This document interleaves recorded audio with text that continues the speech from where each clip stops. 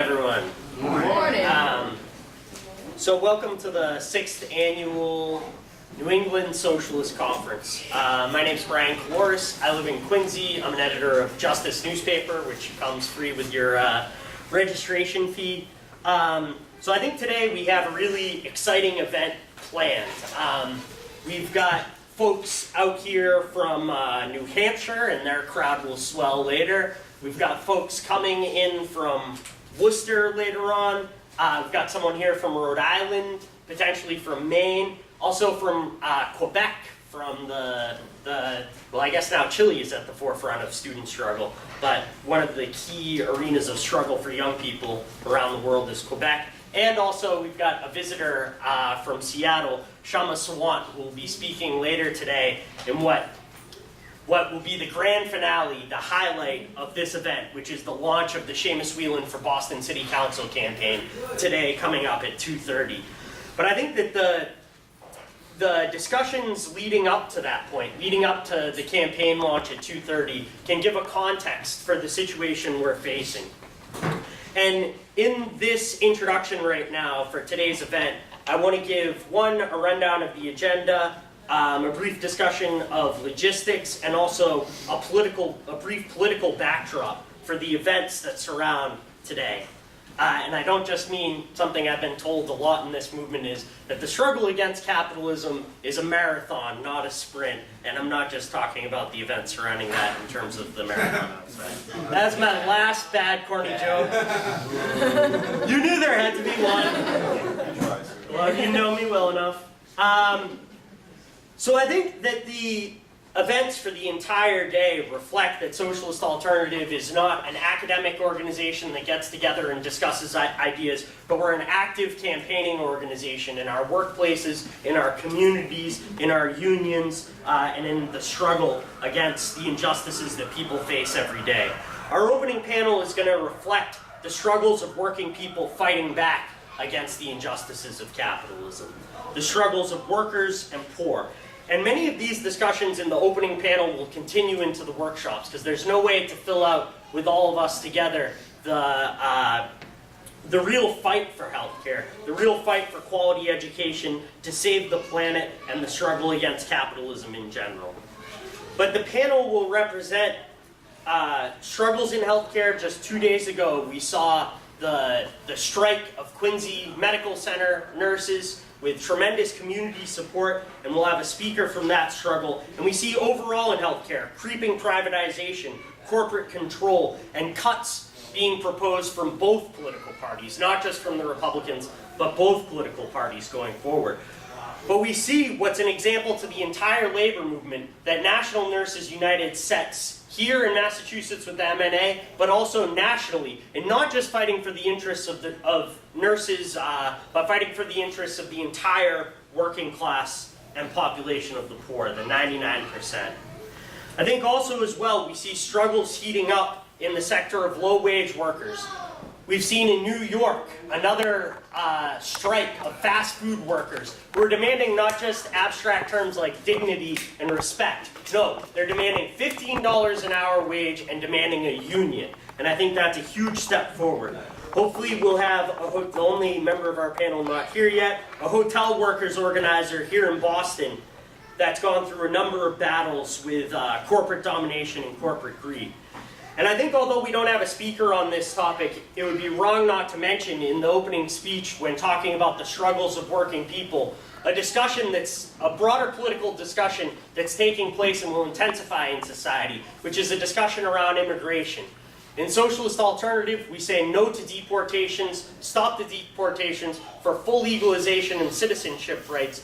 And this isn't just something we morally stand for. This is something that we can see can strengthen the fight of the 99% going forward. If the threat of deportation is lifted from over the heads of the workers facing that situation, then it makes us all stronger at the bargaining table in the struggle against the bosses and in the struggle against their two political parties. And it should be mentioned that deportations, despite the rhetoric around immigration reform by the Democrats, deportations have actually increased in a dramatic way over the last few years. There will be a workshop on that on immigration as well after we come back from lunch. And then also, it's crucial when talking about the struggles of working people to see the wholesale destruction of public education that's going on. The propaganda of union busting. You know, when the economic crisis broke out in 2008, everyone and their relatives knew it was the fault of big banks, of corporate greed, of corporate domination. But they tried to flip that script on us, blame public sector workers, and blame teachers in particular. And create Hollywood movies trying to blame teachers for the problems in society. But really, teachers are at the front lines of fighting for decent education. And it is the corporations like Walmart, like Microsoft, who are trying to destroy that going forward. So we'll have a speaker on this panel about the education struggles and the specific struggle at UMass Boston, which was once sort of seen as the preeminent working class university, four-year school, and now more and more working class people are being priced out of it. But this discussion about the ills of capitalism and about the fight back for a better society is not just about the economic issues and economic struggles we face. We also face a potentially devastating impact on the environment due to corporate greed. And we've seen struggles heating up around this issue, whether it's the Keystone Pipeline, whether it's tar sands, or whether it's the coal terminals that are being proposed around the country. And we see this as a working class issue, that the demand for environmental cleanup to stop climate change needs to be linked to the demand for a green jobs program, needs to be linked to a demand for public transportation, needs to be linked to demands that improve our everyday life. But like many of these struggles we face and many of these problems that we have, we should look at the reforms that can be won. We should look at the protest movements, the strikes, the direct action that can be carried out to stop the onslaught of corporate domination. But we also have to realize that there's no just local or national solution to these problems, and no solution on the basis of the capitalist system, which is based on exploitation. So in this panel, we want to have a discussion on concrete campaigns and socialist strategies to bring those campaigns forward. And then also, after this panel, we're going to open it up for discussion about also other strikes, other struggles, other protest movements, other campaigns, but also trying to bring it together in terms of what are going to be the key issues facing working class people, facing young people, facing oppressed people, and how can we bring those movements forward. The workshops after that discussion will, in many ways, need to fill it out. We're not going to be able to get into all the issues faced. I haven't even been able to mention the struggles of LGBT people, the struggles for women's liberation and against rape culture that need to be part of this discussion and need to be brought into our workshops as well. But the workshops, in addition to a workshop on labor issues, we also have a workshop on the environment, we have a workshop on immigration, and a workshop on one of the key international struggles that hasn't made it into the media as much as the fight back in Greece or as much as the fight back in Chile, and that's the struggle of the South African working class with the miners at the forefront, in which our sister organization from the Committee for Workers International, the Democratic Socialist Movement, has been at the forefront of. People may not be paying attention to South Africa now, but in the coming year or two, all eyes of the world will be turned to South Africa just as they were in 1994. And the struggle will be about more than just apartheid. The struggle will be about the capitalist system itself. So after this panel, after this discussion, we're going to have some short speeches and I'll introduce each of the speakers. We'll be having lunch. And there's no in-house lunch because there's so many places surrounding us. It's quite expensive around here, but Bo Loco is a place I wanted to point people to. It's relatively inexpensive, decent food. Also, you can take it up and come back here because the lunch is also a time for us to talk to each other about different issues informally. So I think when looking at this overall context, we need to look at the strategies for socialists and how that relates to our initiative to run Seamus Whelan for City Council at large. That although there are small forces gathered in this room, that there's a tremendous responsibility because of the opportunities that there are before the socialist movement. We mentioned the poll numbers before about, many times you'll go on a table and people say, or you'll go out in a community and people say, well, I agree with everything you're saying, and I'm fine with socialism, but nobody else is. Well, the poll numbers indicate that especially among young people, especially among people of color, people view socialism more favorably than they view capitalism now. And this is even being forced to be reflected in the mainstream corporate-controlled media. Recently, Time magazine, not just talking about the abstract ideas of socialism, but they said Karl Marx is getting his revenge, and the ideas of class struggle are shaping the world. And that's going to happen in a more decisive way. I'm wrapping up on this, but we're less than 2 years removed from the Occupy movement towards the end of 2011. And although the Occupy movement has retreated, the simmering class anger and the tremendous amount of determination to fight back that was beneath the surface in society, that gave life to the Occupy movement, that gave support to the Occupy movement, has not gone away, and it will intensify in the coming year or two in US society.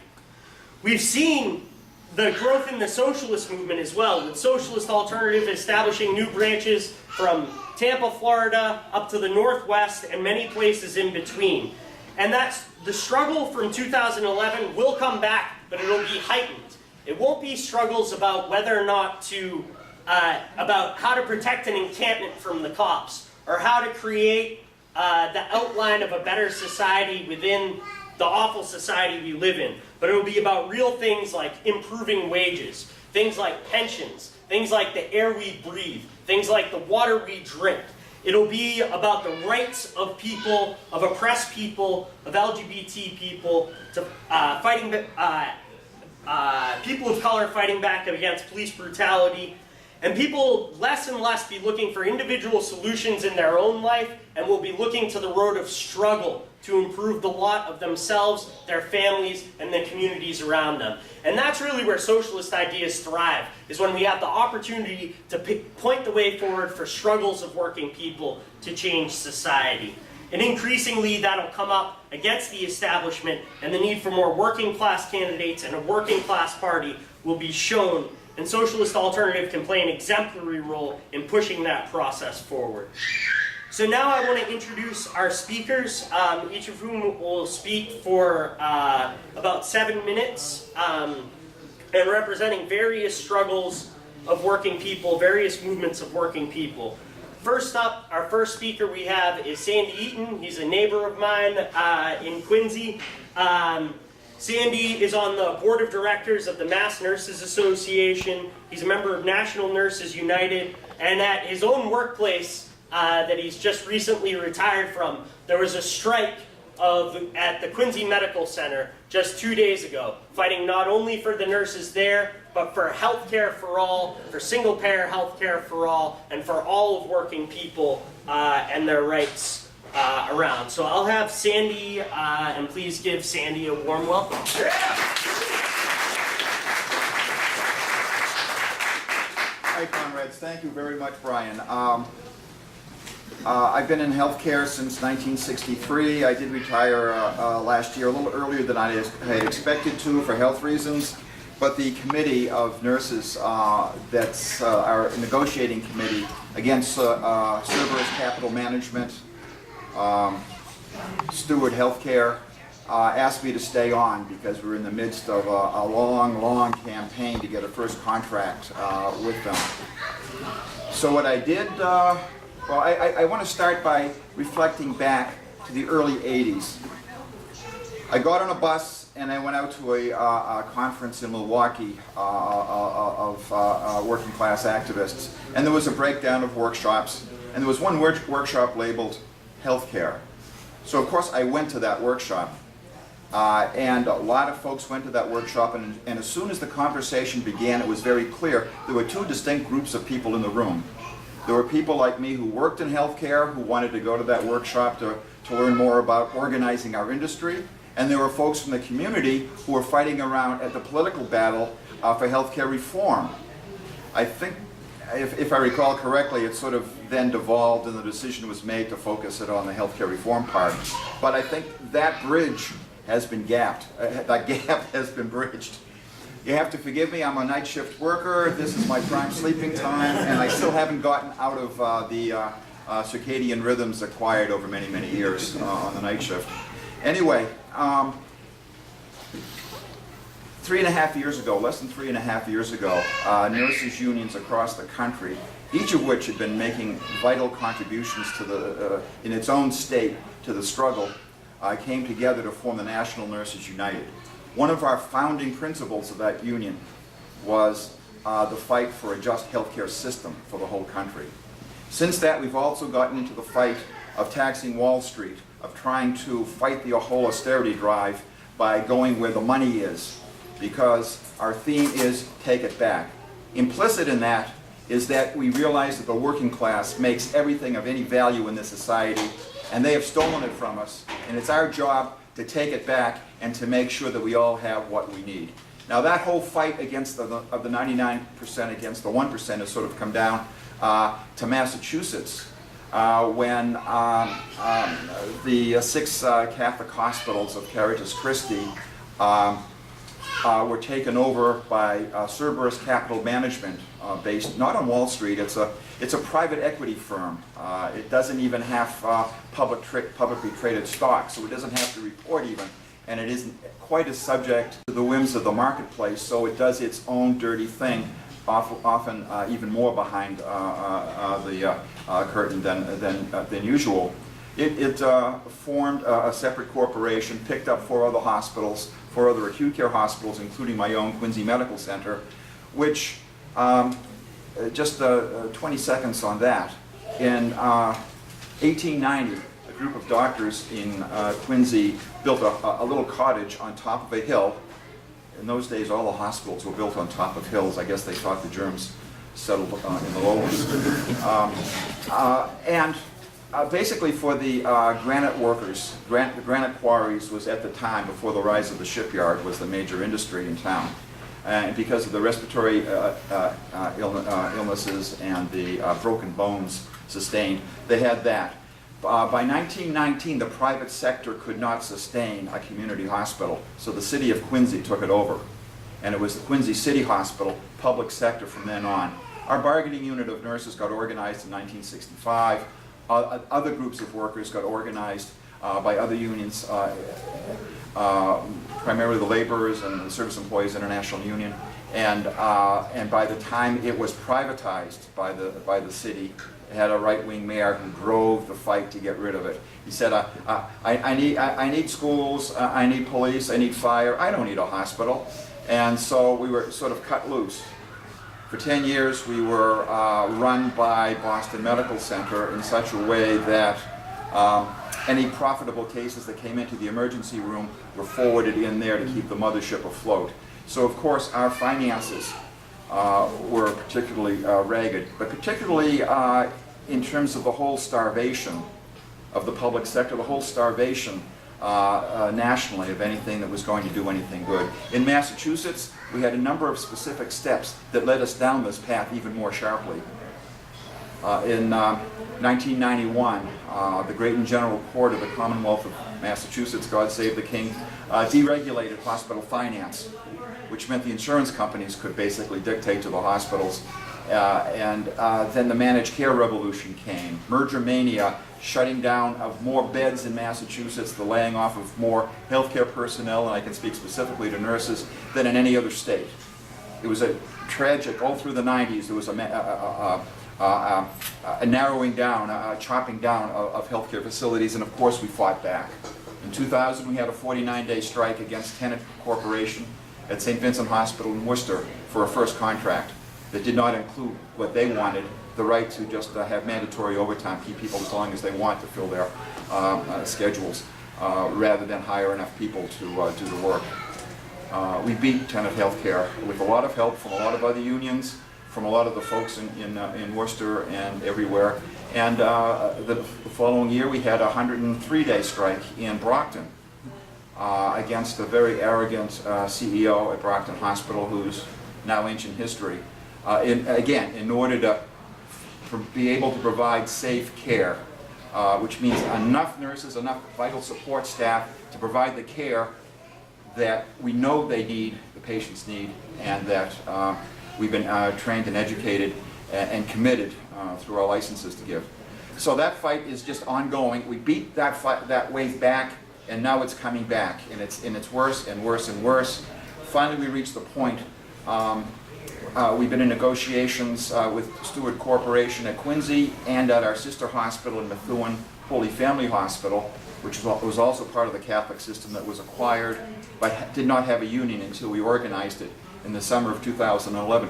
They were looking for a first contract with Stewart. We're looking for a first contract with Stewart because the prior owner would not extend our previous contract that we've been building on since 1965 because we refused to accept their 7.5 pages of takeaways. We resisted them. They pushed back against us. They declared bankruptcy and sold us off to Stewart Healthcare. In December 20th of 2011, we went down to Park Avenue. We have this huge rubber three-headed dog that we brought down there and inflated. Now Cerberus is the three-headed dog that guards the gates of Hades. Now we're not sure whether it's to protect the money that's in there or to keep out any decent health care or whatever. But the corporate owner of these hospitals in eastern Massachusetts also owns Freedom Works, the makers of the automatic weapons. They own 10,000 apartments in Germany. They own Yellow Pages. They just bought Shaw's Supermarkets, which meant we didn't want to really park down there at the Shaw's Supermarket at the foot of the hill from our hospital during the strike with the extra folks that were coming in, because they probably wouldn't like it, but we found another place to park off-site.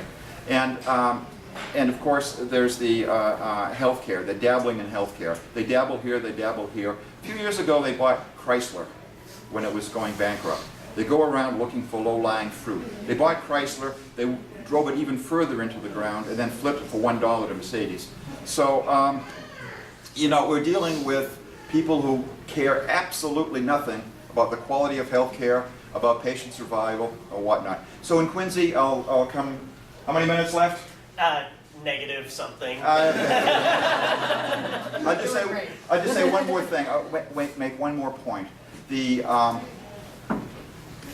Don't come between the nurses and their patients.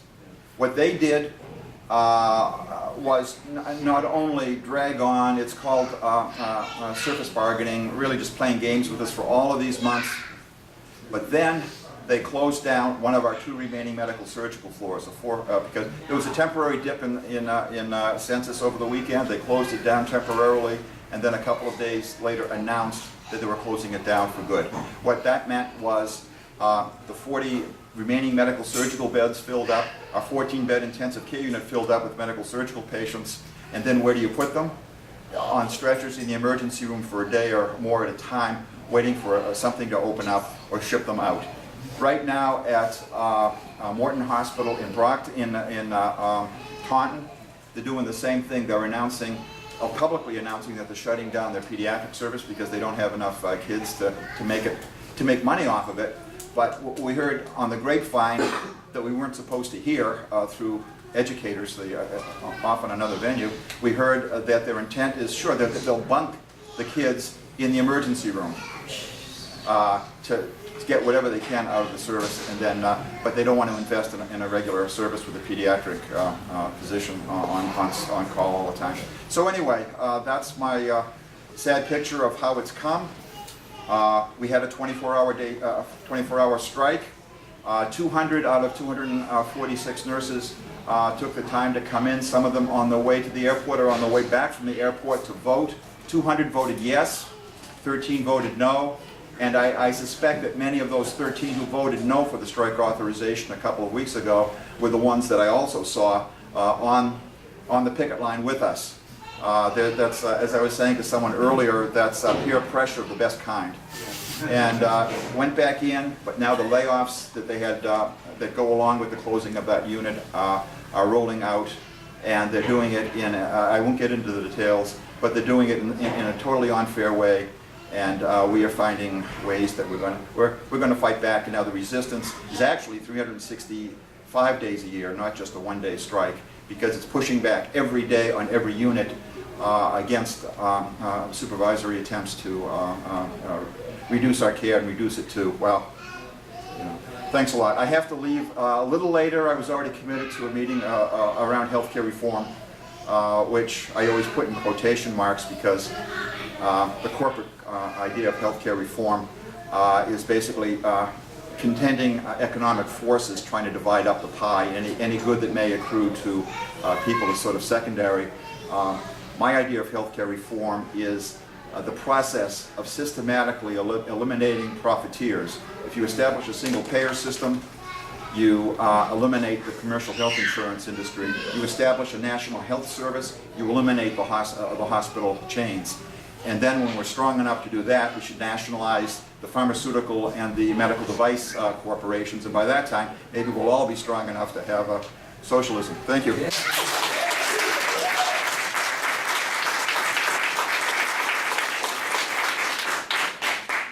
Thanks, Sandy, and you can hear Sandy again down in Quincy at a public meeting we'll be having, and also hopefully folks can make it out to the Worcester picket lines when the Worcester nurses go on strike next month. Early May, probably. Yeah.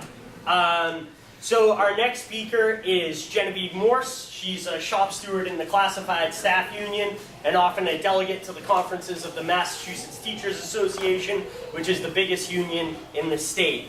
Genevieve works at UMass Boston, where there's a current battle against a parking fee increase, which would further put working class students, students of color, priced out of education. Genevieve's also a member of Socialist Alternative on our regional committee and national committee. So please give Genevieve a warm welcome. Yeah.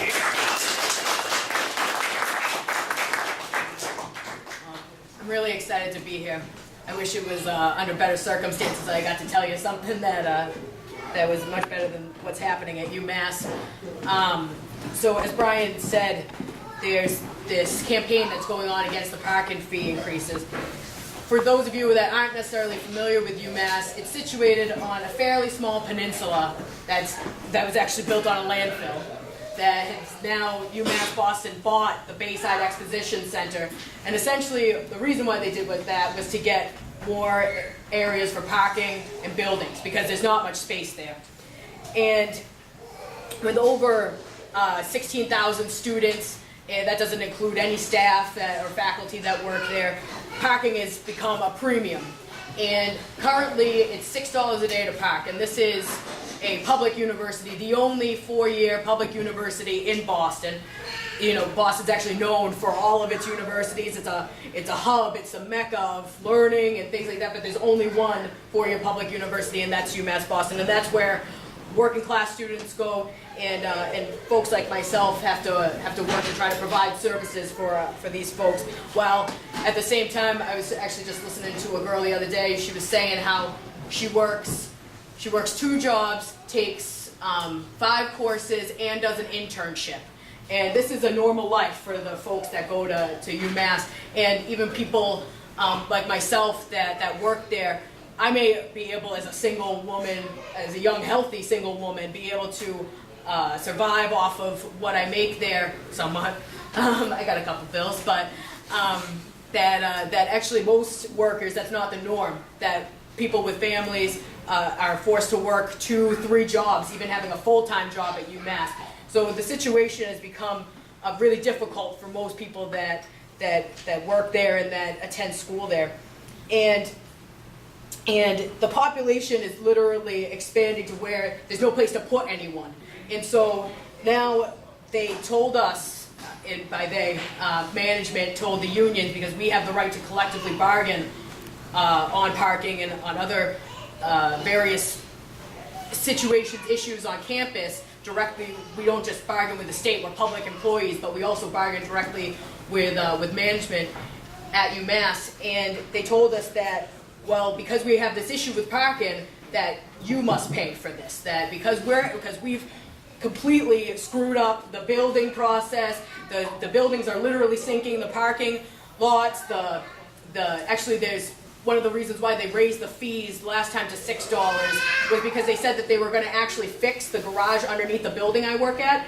And if you go down there, there's like crumbling. I mean, huge pipes falling under, like, it says everywhere you have to wear a hat, but they said that was why they were raising it last time. That never happened. So where did that money go? And we actually, during this whole fight of trying to keep parking fees to either where they are or lower, and actually subsidize for students and staff that actually don't make I call it the UMass. I have a list at my office, right, at my bulletin board. It says the UMass 1%, because the highest paid public sector workers in this state actually work at UMass. I don't know, we're talking, huge six-figure salaries, not just $300,000, but like $600,000. And they're not the ones that are going to be paying the most for this parking fee increase, but it's going to be people like myself and students that actually go to UMass. And just to actually speed this up a bit, I think one of the most insulting things is that, so they want to raise it to $8 than $10 a day, but that they have no real solution for this, that they don't have a solution. They don't even know where they're going to build this parking garage that they supposedly said. They're busy talking about they have this grand urban mission, they're building all these buildings, etc., but they have no plan for how to deal with something as basic as parking, that people need to go to work and that need to get an education, that these are things that are supposed to be expected, that you're supposed to be able to have, but that they have no plan for it. And as it is, the students that go to UMass have already been paying. I just read something the other day that I think it's an extra $1,000 a year over the past like 3-4 years, even since I've been there. They're paying an extra $1,000 a year just to go to school there. That was enough to just send half of Quebec out on the streets, but that actually has just happened over the past 4 years, and that it's a constant reminder of how much they misuse funds, how much they're not, and that also that they rely on private funds, that they're no longer relying on the state to fund public higher education in Massachusetts. And this is a larger process that's been going on. This is not anything new, but especially in higher education, it's been an ongoing process. But that also in pre-K through 12, that this has become more of a reality of trying to bust teachers' unions, charterize education, and push more corporate agenda, like Brian mentioned. Just thinking about how much the Waltons, how much their hand goes into it, and we all know how well they treat their workers. So that's how well they'll probably treat public education. And that at UMass, not just to be the parking situation, but I was talking about the buildings and the lack of space, that they're trying to build it's called the Integrated Science Complex right now, and it doesn't actually have any real classrooms in this building, which for an institution that doesn't even know where it's going to have people park, let alone like the crowded classrooms and continuing issues like that, but that it's all research labs. So pretty much there's offices and research labs, and that's because they want any public money to they can have maybe small bits of it, but they want private money. They want private investment from big corporations. They want to model what Harvard and MIT do. And this is a public school, though. There's absolutely no reason why the money isn't available on a federal level. And even then, we know that at UMass in general, that they have the money to provide free parking. They just don't want to do it. They just don't want to take it from other means, and that they want to continue their agenda of bringing private money into the university. And I don't know, maybe some of you have heard of this small institution that actually it reminds me of Tom, that exists down over the river. Maybe you've heard of it. It's called Harvard University, the richest university on the planet, and the second largest nonprofit in the world. Even if they were taxed a very small percentage, or even just a small portion of that billions and billions and billions of dollars, that if that was taken from Harvard's endowment, that's like this sacred wheel, a speculation pool of money that they have, would totally erase the gap of money that's needed to fund public higher education in this state specifically, but who knows for the rest of the country. Hell, if you took all of it, maybe it would help them for the entire country at that rate.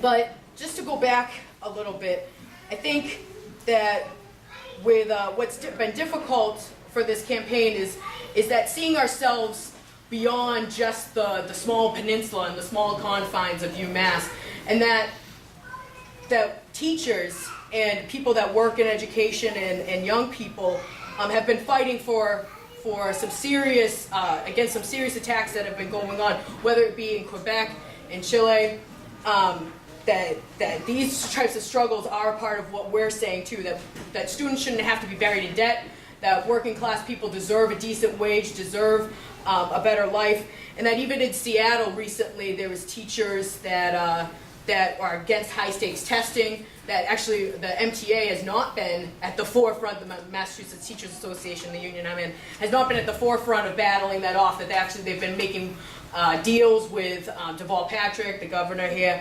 and that's truly unacceptable, that actually it's been, the Educators for a Democratic Union is an organization that I've become part of as a member of Socialist Alternative and trying to intervene in, and that we're actually standing against that, and that the MTA has been really pretty terrible on whether it be high stakes testing, or that they've also accepted that retiree health care benefits are on the table for the taking, and that's acceptable, and we're standing against that.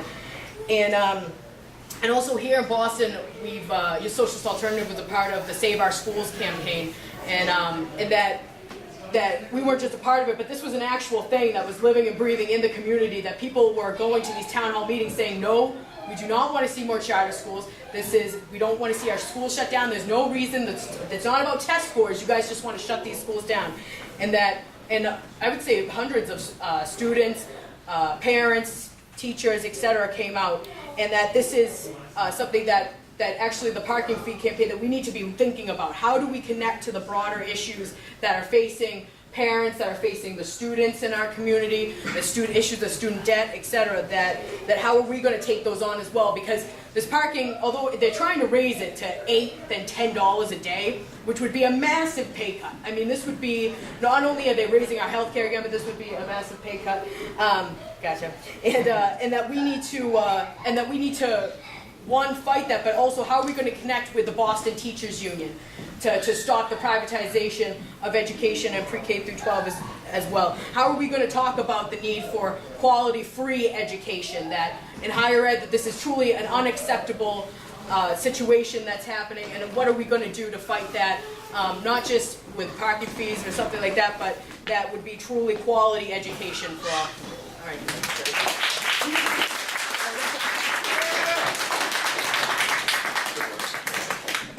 So we've heard from Sandy and Genevieve about nurses unions fighting for better patient care, about education workers unions fighting for better services for the students. And you wonder why the media vilifies unions, right? It's because unions are oftentimes, and should be even more so, at the front lines of struggles that benefit all of working people.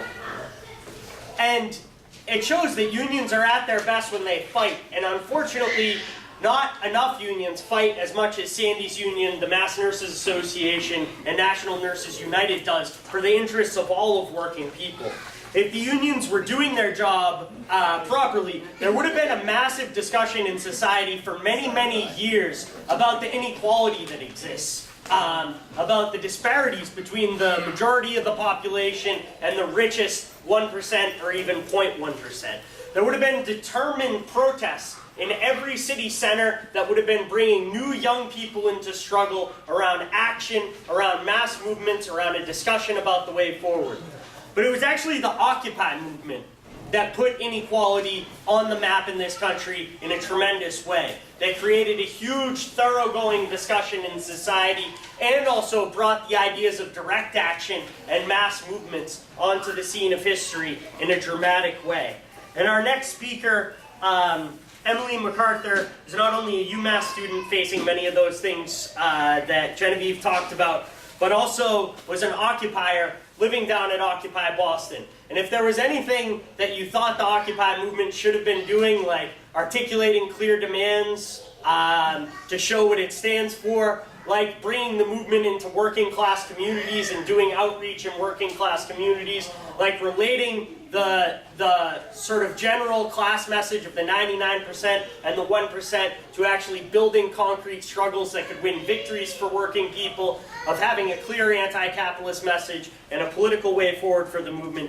You can rest assured that Emily was bringing up all those ideas at Occupy Boston. And today, as I mentioned in the introduction, we've got a battle to stop the Keystone Pipeline, a battle to stop the tar sands, and I'm gonna pass it over to Emily, and please welcome her to talk about the environment.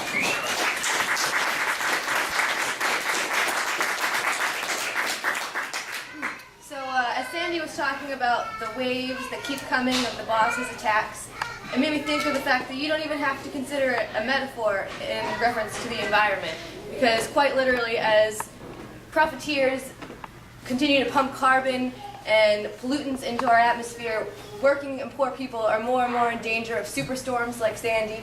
When those sorts of storms hit the shores, is it the wealthy that are in danger and left in their decrepit homes? No, it's the old people who don't have anybody to come in after them. It's the poor people who didn't have the money to get out of town quick.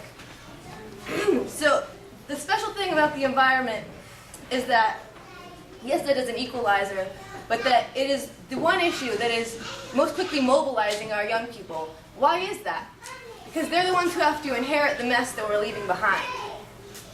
And another somewhat fortunate aspect of the environmental struggle is that it's not going to be piecemeal. It's not just we get this one contract where they guarantee that they're going to be a little better to us with this pipeline, or they're going to build a nice nuclear reactor for us. It's a situation in which we need wholesale system change. When we talk about green energy, when we talk about sustainability, this isn't one issue. This isn't just in Arkansas's pipeline. This isn't just TransCanada's pipeline. This is wholesale system change. When we talk about how do we become sustainable, this is major infrastructural that we have to invest in. Is this something that capitalists are interested in? Hell no, it's not. This is something that only socialists bring to the table. When we talk about a society that encompasses everyone for not just the next 5 years that the board members of this organization get to make a fat profit, but everyone, the poor people who are stuck in their homes after the storm. In Hurricane Sandy, the people that went in to help those people were occupiers. Sure the hell wasn't the police, sure the hell wasn't Bloomberg. It was occupiers who were getting online and asking for donations for blankets, for food, for water, for building materials to help these people. When we talk about the environment, it sometimes gets distracting because we have what I saw called the other day celebrity protests. Daryl Hannah gets herself arrested in front of the White House. And these things can be distracting, but we shouldn't allow them to be, because where the real struggle is happening is where young people are locking themselves to the pipeline, where young people are gathering together, locking arms and saying, no, not over my dead body. And these are the kinds of struggles that we need to be pointing to in labor. These are the kind of struggles that we need to be pointing to in our very social system. I'm going to be brief since everybody else wasn't.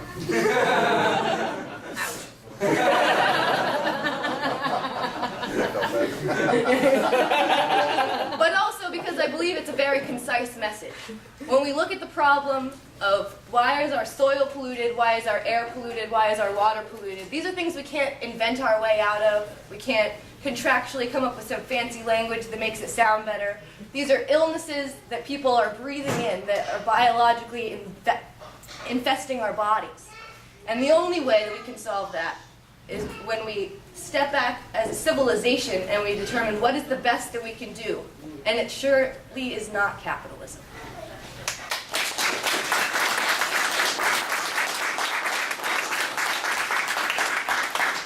Okay.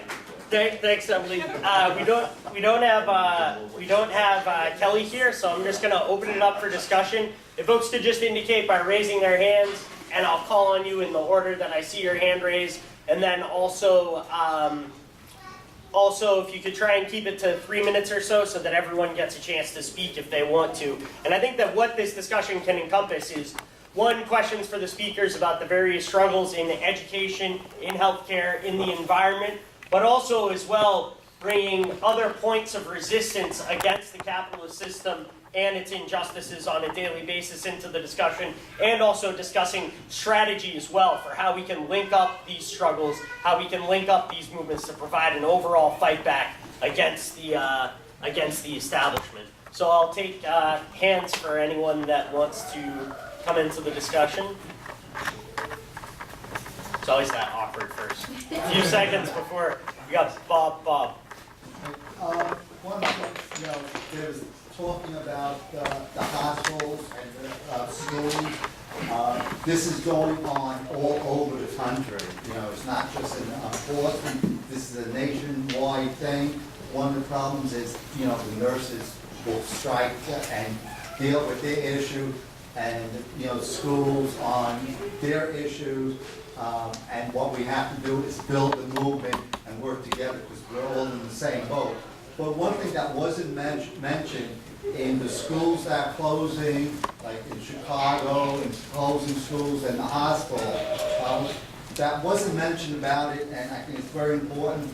Part of this is from corporate capitalist greed and the racism in these closing. That's very important to keep in mind.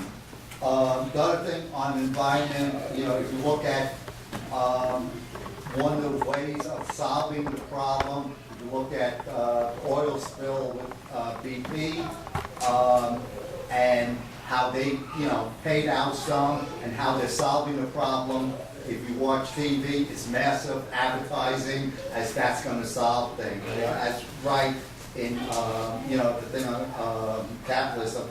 But the attack on the environment is not only with the pipeline and stuff, it's also in our food products, what's happening in Monsanto, and the whole idea of what food is, if you look at the chemicals in there, which ties in, eat these chemicals, it's like a cycle. Eat these chemicals, you get sick, you go into the hospital, they're supposed to cure you, and you look at the pharmaceuticals on that, on all the advertising, or the other day watching TV at work, which is another story about it, but the lawyers on there about pharmaceuticals, if you've taken this medicine and this happened, the lawsuits on pharmaceuticals, it just shows the nature of capitalism on, not able to solve the problems. So I'll leave it at that. Yes. Question regarding the organizing of the hospital. To what extent were the nurses and the other organizers able to engage people in the community, to get involved in the struggle, and at the same time think beyond just the local struggle connected to global issues? Okay. The strike was on Thursday. On Tuesday morning, several folks here were able to attend. As a Jobs with Justice, through their Workers' Rights Board, we were able to set up a hearing in a local church hall, and we were thinking that if 30 people showed up, it would be a success.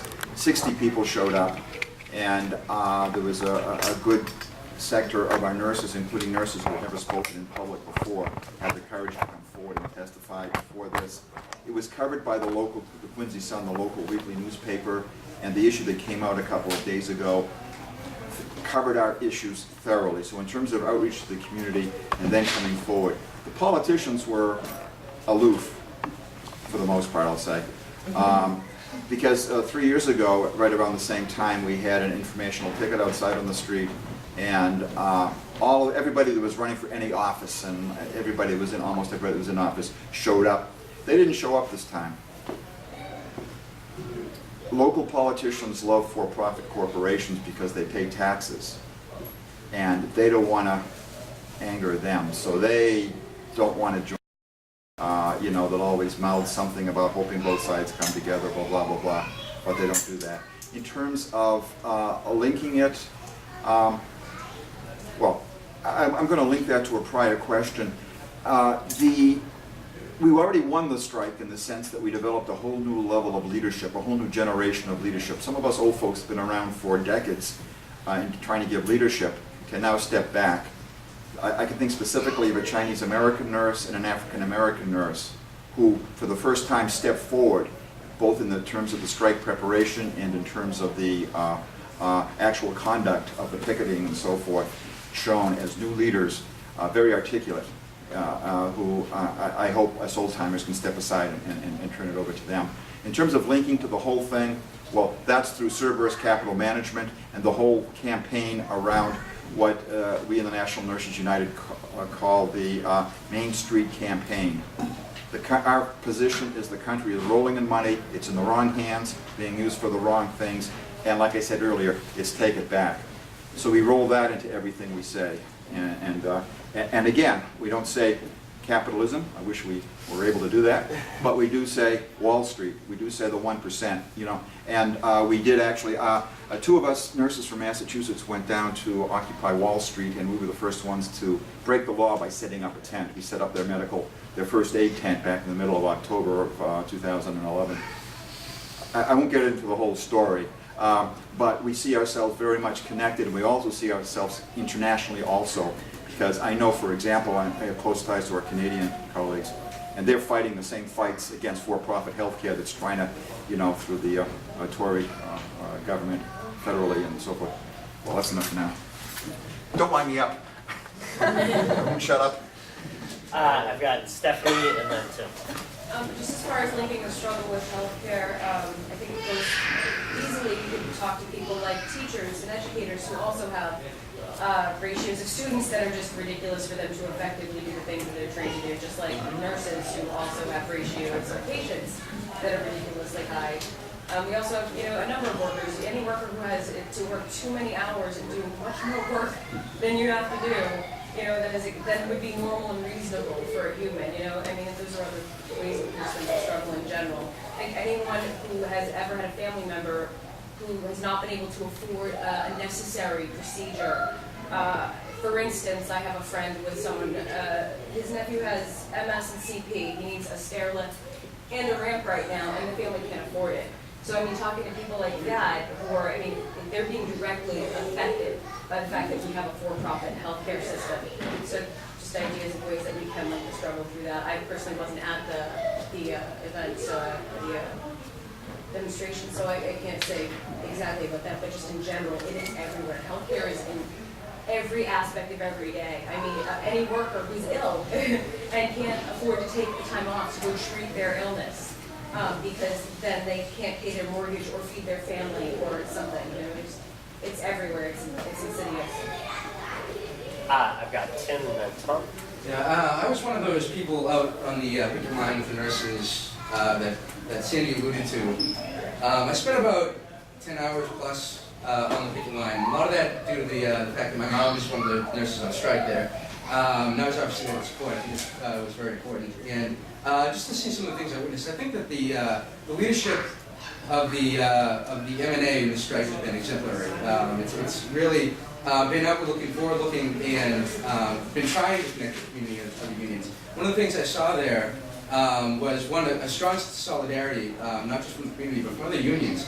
There was a big sort of community rally, which I think was an awesome tactic, in the middle of the day in front of the hospital, which brought people who had support from other unions, the ironworkers, roofers. Unite Here was a strong presence there. SEIU we saw, and a lot of other elements there, which is the kind of solidarity we need to win these strikes. A union will have a very difficult time winning the strike if it doesn't gain the support outside of its own ranks. And I think that is of enormous importance. And this is connected. We talk about the NNU. The NNU is a sort of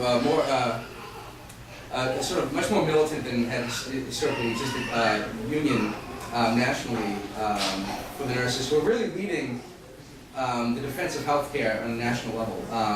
And I mean that, defending the communities and the people who need healthcare, which is everybody, to be able to have quality healthcare. The staff relations thing is very important. It could affect any of us who could deal with a medical issue at some point in the future.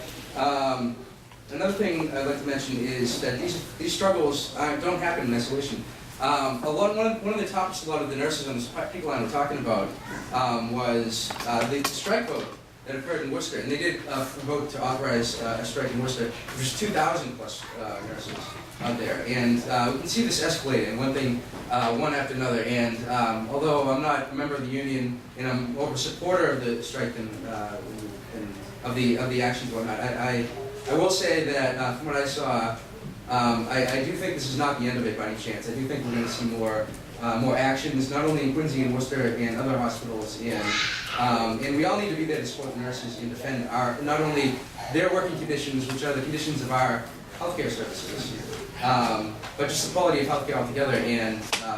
And like Cindy alluded to, profitability is not in the interest of patients. And it's not in the interest of workers, it's not in the interest of anybody, except the small group of people who are actually making money off of people's needs, which is not right and needs to be changed fundamentally. And the only way to do that is not only just to defend workers on the ground, but to expand it in the political front and get a national healthcare system, which Cindy alluded to. I'll leave that. Tom, next, and feel free to indicate while people are speaking. And Hi. Yeah, I actually went to that picket line too. I'm glad I did because it's been a long time since I've been able to get to a picket line. There aren't that many strikes. There should be a lot more. I would just say that we need a political vehicle for this, for all of these campaigns to truly pull them together. We need a workers' party. We need a party for ordinary people. I'm sure the points were made, so I'm just echoing them. We need candidates who are directly accountable to democratic political processes from the ground up. We don't need mavericks. We don't need people who proclaim that they're on the side of the voice of working people. One of the candidates in this upcoming Senate race who has been active in labor and who gets a lot of respect and deserves it and has earned it, as far as I understand, correct me if I'm wrong, everybody, is also jobs, including build Keystone. Now, I think if it was percolating up from the bottom, and coming from people who are looking out on if they're so fortunate to have a front lawn and see oil slicks, it wouldn't be build Keystone, get those jobs. So we need a democratic process from the ground up. We need to break with the two parties of big business. We need to build a party for ordinary working people who are the vast majority and who would provide a democratic forum for the voice of ordinary people in their millions.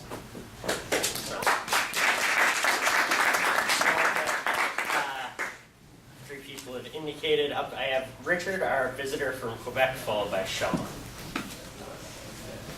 Yeah? I want to tell you about Canadian healthcare. It's not that good at the moment. You know, it's always given, I guess, as the example of something working. It's kind of not working for a long time, I guess. But like there's a rising private sector that's because it costs a lot, so it will probably be cut in the next years. Now they make you pay a lot just to have your paperwork done with other government agencies. But we have also to remember that it was a workers' struggle that got that to be free. It was in the west side of the country, in Saskatchewan and Manitoba, where they fought a lot. And in the end, you know what, the capitalists, they figured out it was better to have workers who weren't ill at the job and to get them back quicker on the job. So it can be seen a bit like that. Concerning like the Tarsans, I don't know much honestly about that subject, sadly, because it's mostly in Alberta, on the west side where they have that industry running. I know that there's the Keystone, I think, conflict being fought here in the US. In Canada, it would be more in BC and Alberta, but I don't know. I'm more from the east side. What I know is that there's a project that's gonna be only in Canada, like it's called Trans-Canada Pipeline. It's a company name, I think. And there's also another project that's named Enbridge, and I think you can add Keystone, but I don't know who promotes that. Thanks, Richard. And I've got Shama and then the brother in the glasses. And then she goes. So I just wanted to follow up on some of the points that were made. I think the gentleman there really brought up a very important point, which is the fact that regardless of how many movements come up, if we don't very consciously and very seriously and in a very disciplined way build a political vehicle for the working class, then we're not going to see the major successes that we want to see. I mean, I totally agree with Sandy. We want to go towards, ending capitalism and towards a socialist economy, but how do we actually get there? And I think we should remember. I mean, as Emily illustrated through her own example, that we're in a totally different period. Occupy movement has happened, and we're in an era of social movements. We're going to see major social movements in the near future. And I think the environment, issues of the environment and education are going to be at the forefront in the near future. But if these movements are to have successes, they're going to immediately have to confront the question of, what is the Democratic Party's role in this? I mean, look at the Obama administration. They were elected with this mandate of, ending Keystone, with the mandate of providing rights to the LGBT community, mandate of healthcare, and what have they done? What has the administration done so far? And already we are starting to see the breaking of illusions, especially among young people who are really passionate about ending Keystone. And Brian mentioned all along the West Coast, we're seeing a huge fight coming up against coal terminals. If we let them go through, this is actually a major, opening of a doorway into yet another step towards climate disaster. And so really the question is, how are we going to actually bring these movements together? And I think one thing that really was striking to me, I mean, we've been, Socialist Alternative has been doing this speaking tour all over the country, talking about where do we go from here, where does the left go from here, and everywhere I'm seeing the same themes, and one of the themes that is sticking out everywhere is a question of school closures. I know, your own mayor here has spearheaded several school closures, but I think the test lab for everything that's happening in education is Chicago. Chicago really is the laboratory where the Democrats, not the Republicans, the Democrats are going to see how far they can push. And this is a test for us in the working class. How much are we going to let them get away with, or are we actually going to have a fight back? And it's a very interesting situation in Chicago. Mayor Rahm Emanuel, who was Obama's right hand, very powerful Democrat, he's the kingpin of these, just vicious attacks on public education. And I think I can easily say that he might be the most hated man in Chicago. Everybody hates him. In fact, one of the women there, from the labor movement, she said, I was trying to convince, how we need to get from the Democratic Party, and she said, oh, honey, we know, we all hate him. But the point is that despite that, he will get away with those attacks unless we actually fight back. And fighting back doesn't mean just getting angry. Fighting back means coming up with really effective strategies to build a movement that goes beyond teachers, goes into larger issues, but also raises the question of a new political party, raises the question of actually breaking from the Democrat. And so what we need to be putting forward is the question of occupying schools, not just the schools that are slated for closure, but all schools together in solidarity, saying we're not going to leave these school buildings unless the question of school closures is taken off the table, period. And also, every city council member any city council member who opposes or who refuses to stand against school closures will have an opponent from the Chicago Teachers Union or whatever local union there is that is fighting that issue. Those are the kinds of questions that we need to be bringing up to put forward, to advance the idea of a party for the working class. But I'm sure we'll be talking about that. That's a preview of folks will get a chance to hear Shama speak at length later in the day at the forum at 2:30. So I've got the brother in the glasses, Seamus, and Greg. Yeah, thanks for hosting this. This is great to see.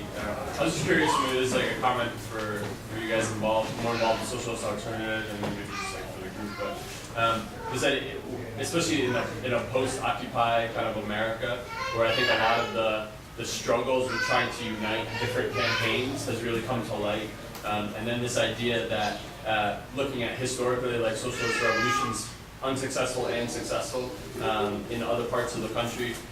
I agree with the majority of the socialist kind of analysis on the world, but I think in certain instances, like kind of what has been brought up, that sometimes the socialist alternative is just a reintegration of kind of like the dominant culture that we already have. And is there a move now in kind of a post-Occupy world to create a counterculture? I think of like specific examples of like the rape culture, male domination, white supremacy.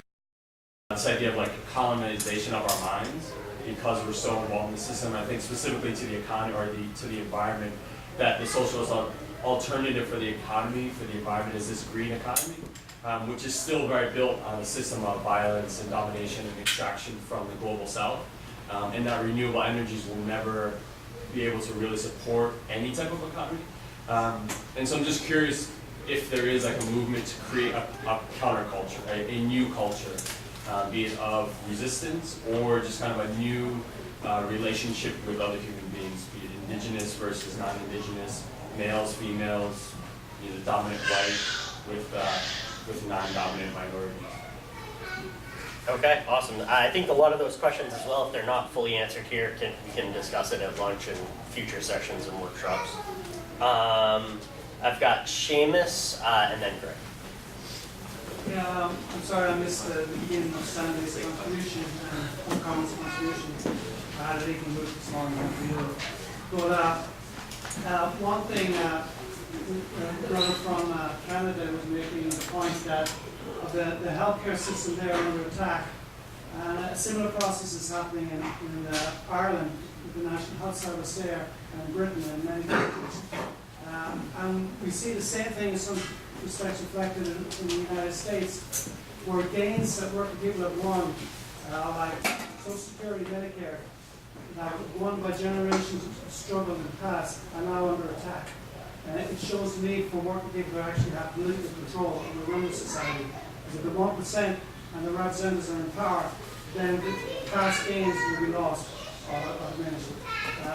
I did manage to show up after a night shift at the Quincy Pavilion, and it was quite exciting.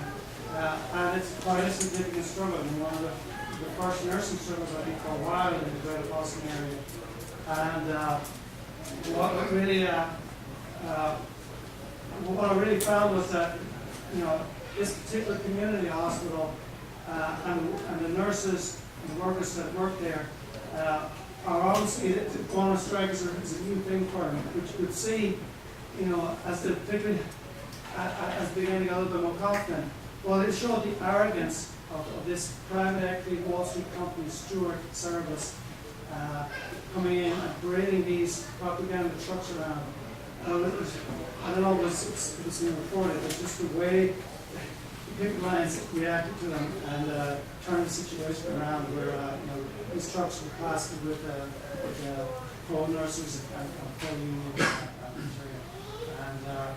And it's I think the significant thing within nursing, within healthcare, is that it's not just one hospital, one dispute, which was the previous record, but it's every hospital that's under attack. My hospital is facing, the steward is setting the standard of profiteering, of revenue capture, of cuts on non-profit making enterprises. My hospital, we're losing a child psychiatric unit. There's a crisis in the state of no facilities for mentally ill. There's also a crisis in addiction services. We saw my community, West Oxford, nearby Faulkner Hospital closing an addiction clinic. We're facing with major attacks and major struggles in healthcare, and I think it's significant that we're coming together to discuss this at this time and to maybe try and show a way forward. Thanks, Seamus. I've got Greg up next. So I hear lots of good words, and I hope we get somewhere. But I want to say one word that sort of ties it for me together. Personally, it ties it in, but it ties it in a larger community way, and that word would be racism. I started my political life back in active political life in '68. The first demonstration I really went off to that was away from home was the Poor People's Campaign.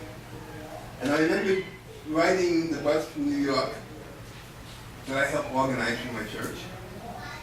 And as we came into the Washington area, black folks were out of their homes holding signs saying, "Welcome. We're happy to have you." And I've been to a lot of demonstrations between '68 and now.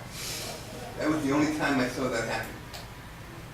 And it's always bothered me, because the only way we get something to happen is if we come together.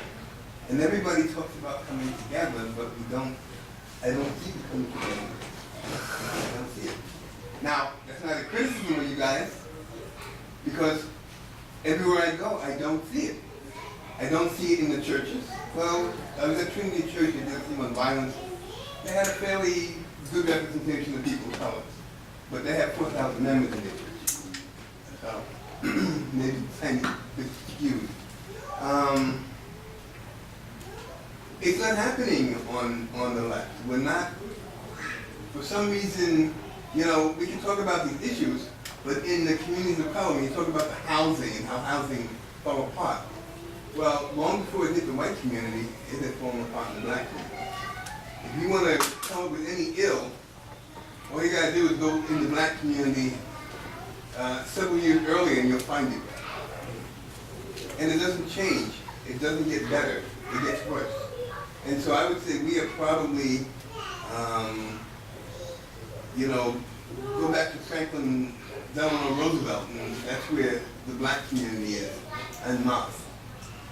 And what kind of needs to happen is the movements, and all sorts of movements, need to be able to go into the community and keep their mouths shut. People can say, "Oh, we're social alternative, but we're this, we're that." Be there in the community and be a support. When Occupy, there was one gathering when Occupy went into Worcester. And I think there was only one. There might have been a few other side meetings that happened, but there was one big gathering. And that should have been the beginning. But it was the beginning and the end. And there were a lot of black people out there, and a lot of people were like, white folks. And they're listening to us. And that's what happened. People listened. But then they didn't come back. And growing up as a child in New York, in a housing project, we always get white people coming into the community, into the housing project, to work on an issue. And then they will go. And so, summer after summer, as you dealt with this, after a while you said, they're only going to come for 2 weeks and then they're going to be gone again, so we don't even care. So how do we move beyond this? I mean, we're stuck. We are stuck. We have been stuck forever. And I would like to see us unstuck.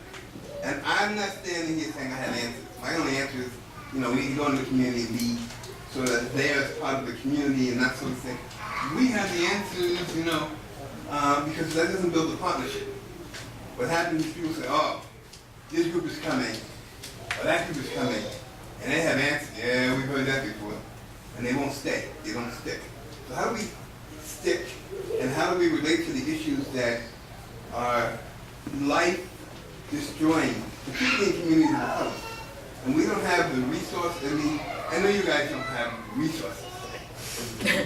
But in the communities of color, we don't really have resources. And yet the struggle is ongoing. There are people fighting.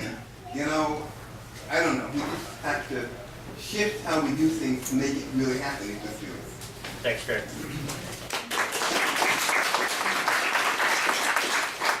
Anyone else want to? We still got some time for discussion for some few short contributions. Also, if anyone in the panel wants to come in, but does anyone else want to come in on the discussion before we break for lunch? I kind of had a comment that I feel that the last contribution and the question about creating a new mentality in response to rape culture or response to, sorry, I don't remember everything that you listed, but similar like struggles in which we live in a very negative community, whether it's alternative energy or fighting against sexism, and having a sustained struggle. I think they're very related. I think when we go into a community and we create faith, and we take anger and we take a problem and we create a movement towards a solution, that we're forging our own new mentality. I think that's a major part of what is appealing to the socialist analysis to me, is that we don't just say, well, yeah, this union struggle is a problem, we'll go to that and we'll fix that and everything will be better. We say, this is part of a step. This is a step forward in forging the momentum that we need to fix the system that we all see is broken.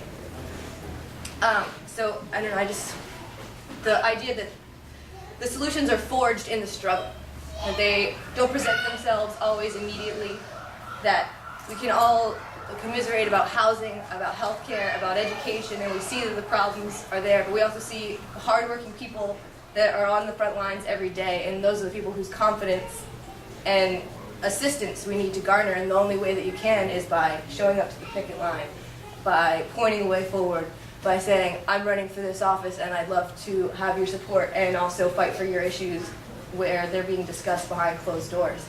But that, we don't have the answers. People in the audience probably don't have the answers. Like, nobody's saying that we have the answers, but we're saying we'd like to come together and we'd like to fight for them. Thanks, Emily. So I want to take a last round of hands and then close stack for the discussion. And a lot of the, sort of initial, as we knew with this workshop, if we're talking about struggles against the system of the 1%, that a lot of the initial comments in this workshop will have to be filled out in discussions about the way forward for the labor movement, immigrants' rights, internationalism in South Africa, the environment, and maybe in those workshops we can bring some of these things together and then into the campaign launch, and also in individual and informal discussion as well. So if anyone wants to come in for a last round, if they could indicate, I already got you, Chris. Come in for a last round in this. Okay, Chris, go ahead. There's two things I wanted to bring up. The first thing about the Keystone Pipeline, once it's been, they're talking about how many jobs this will make.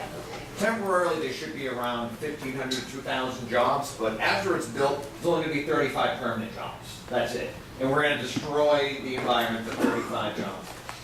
The second point about the Quincy, about what happened in Quincy with the hospital, there was, before leading up to the strike, there was, the management sent out mailings to almost every resident in Quincy, I think multiple times I heard. They put up full-page ads in the local newspaper, very expensive ads, and eventually all those propaganda trucks, they started driving around, all 7 of them, with their big lights and fancy slogans. All told, that just that alone, that might have cost around $100,000. And for a company that claims it doesn't have any money, didn't have a problem spending $100,000. And I don't know how much the scab replacement workers must have cost, but when you threaten corporations, they suddenly have money. Thanks, Chris.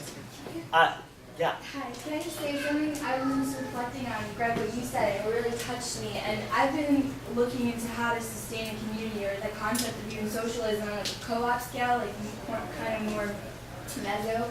And I find that everything is so theoretical, and in terms of really practicing, it's like it's all these grandiose kind of ideas and what we can do, but on the simple end of it, being true and kind of like opening the door, picking up litter when you see it, and the panhandle instead of just walking by or not even having money, acknowledging them. It's those simple acts of being present and that kindness to come together that I think is going to be effective, but really individually on a scale that we as people to really work on that and practice these theories that we preach on a higher scale is really important. So I really appreciate what you said and I said it too, kind of thing.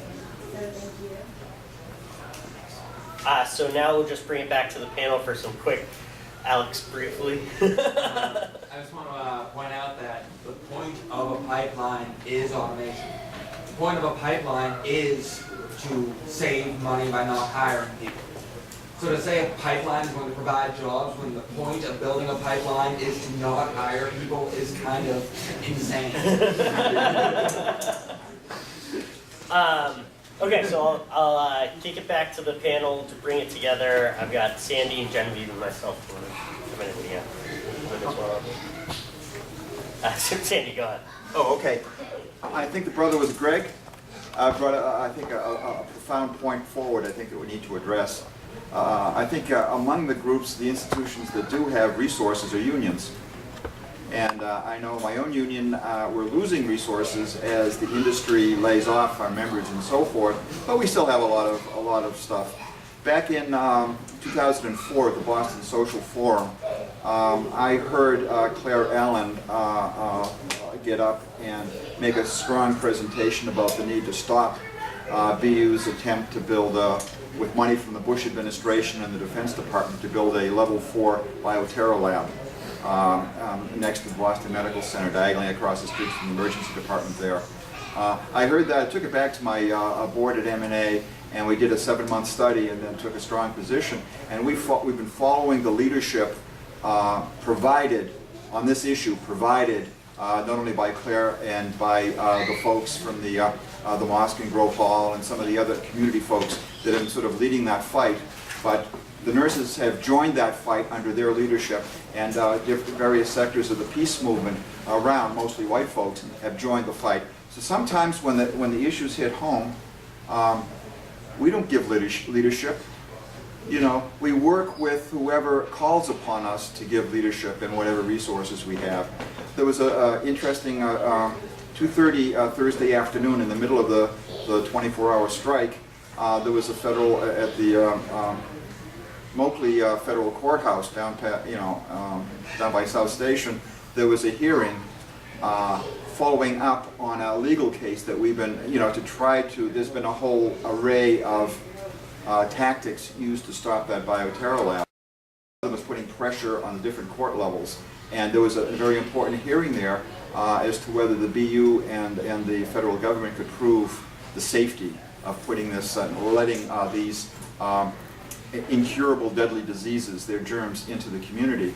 And with division of labor, somebody from the M&A staff went down to participate in that hearing, and I stayed behind to work on the strike. We couldn't be everywhere.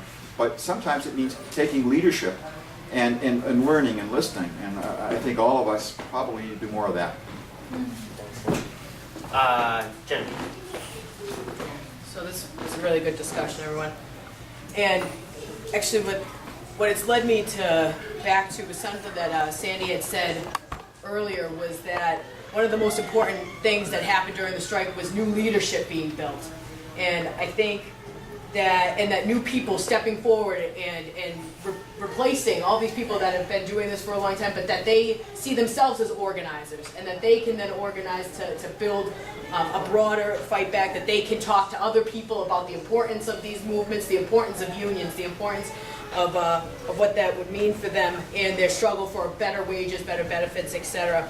And I think if we're going to build some type of culture, or a culture of fight back or something like that, that's learned through solidarity, that's learned through struggle, that's how people learn that the best way to fight back, the best way to do these things is and that get what each other are living through, that get what's happening in their communities, is by talking to each other, with fighting on the streets together, working together. Like That's how I understand way more about what's happening with what's going on with my coworkers, and understanding what's happening with a lot of average working folks is by being in the workplace and by fighting on union issues with them on a regular basis, and that happens through strike action, occupations, etc. And that Shama had brought up in the discussion too, the Chicago teachers unions, and that to me was like the one of the defining moments of like say, see, it's possible for public sector employees to go out on strike. It doesn't matter if we break the law or not. That if we stand together with parents, teachers, the workers, etc., that it doesn't matter who's in power, that we can take the power back, and that we then can hold it in our own hands. And that instead of using all this money that Sandy had mentioned, that instead of using union money, instead of putting money into the Democrats, which every single time we put our faith in them, they crush it, just absolutely toss it away as if they never said it either, which is even more of an insult, as if they never promised the things that people put them in office for. That's why we stood with them. It's not just about the money, it's about the people power that go out there and get, I was going to say these assholes elected. They go out there and get them elected, but they do this time and again, and we can't, the teachers unions put all their trust and faith in Obama, that put together Race to the Top. It's a race to the bottom for teachers, and that we still continue unequivocally support him, even though now he's coming after pensions, Social Security, Medicare, Medicaid. The madness has to stop, and that it starts with building our own independent parties that represent our interests, that won't take corporate money, and that won't sell us out, and that we represent each other, ourselves, and our community.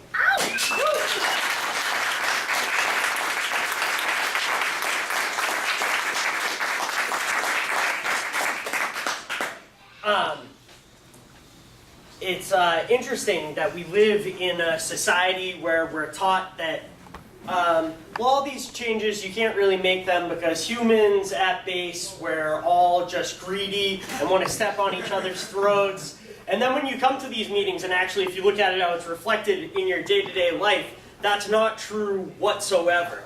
That many of us in our lives has gone through times when we needed help, and people were there through no benefit of their own to actually do it, despite being bombarded with this ideology of racism, sexism, homophobia, and also, crucially, of competition with each other as well. I think when we're looking at trying to sum up this discussion, which is virtually impossible, one thing that brings some of these things together for me is the fact that, as Sandy said, do not get between a nurse and their patient, right?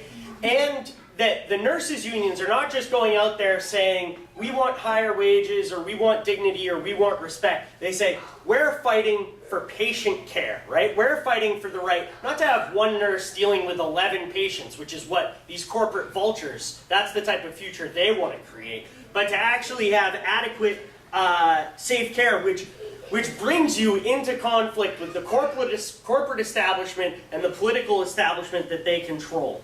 The National Nurses United recently passed a resolution saying any politician, whether they be Democrat or Republican, that wants to slash Social Security, that wants to slash Medicare, that wants to slash Medicaid, that the union should look towards running independent candidates that won't take corporate donations against those politicians. Guess what? They're coming for us, right? It's time to get prepared to fight back in the streets, in the workplaces, and on a political plane. And I want to echo Genevieve's points that it's through these struggles, it's through, nothing brought the term even rape culture to the forefront more than the protest movements that were out on the streets. And through the planning of those movements, through becoming visible, through fighting back, that's where you get more people involved, that's where you get confidence built up, etc. And nothing builds confidence like actually winning victories. And I think that's an important thing that socialists can bring to movements, is pointing forward the strategies and tactics that are going to get more and more people involved, that are going to win victories, so then you have the basis for that confidence, the basis for that democratic control going forward. One organization I like to point to in Boston that has been able to, with more resources certainly than Socialist Alternative, that has been able to bridge some of the gaps that divide communities. And it's a conscious thing. The education plan of resegregation, it's a conscious thing on the ruling class to have divide and rule policies, you know, to disproportionately impact people of color and have divide and rule policies in the working class. And the organization I like to point to that's won victories for people, that's brought people together across these neighborhoods is City Life, right? And I don't think City Life was able to do this just by sort of sitting around and talking and thinking about how institutional racism affects us all. It was by getting out in the streets and actually winning victories that affected people's day-to-day lives. Concretely, what City Life does is when banks want to take people out of their homes, City Life sets up eviction blockades, people get arrested, and they keep people in those homes. That's the type of work Socialist Alternative is doing in Minneapolis as well through Occupy Homes. And it's through winning those victories that you get the mass participation. And we think that the mass working class mobilization that would be necessary for democratic control, that would be necessary for engagement with our neighbors in our workplace, right? We're only going to get this type of moral regeneration that would be necessary for a society that meets the needs of all. We're only going to be able to get that through the struggle and solidarity that will be necessary to overthrow the exploiters, the oppressors, and the system that they represent.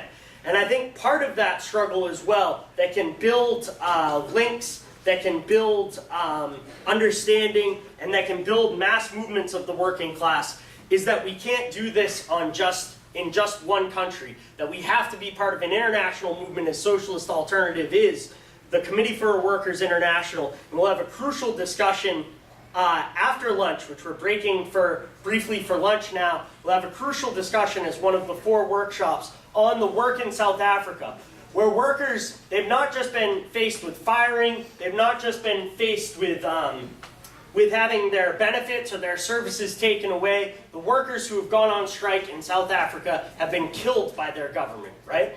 But they stood up stronger, partially because the strategies and tactics that were brought by the socialists in South Africa was not just then to carry out retribution, which is what the workers wanted to do, right? But was to spread the strike out, to bring more people in. And also that's where the deeply held sexist views in society were able to cut across, as women who were initially not allowed on the picket line became leaders of the strike movement in South Africa. And I think that points towards how we can try and overcome these things, and it won't be overcome fully. We can try and overcome these things through struggle, through democratic control, and how that can build the culture of moral regeneration that's necessary to create a mass working class movement that's inclusive to all, to build the struggle going forward, to overthrow this system and all the ills that it has created. So I want to thank everyone for that excellent kickoff to the day, and now we've got a break for lunch where we can discuss some of these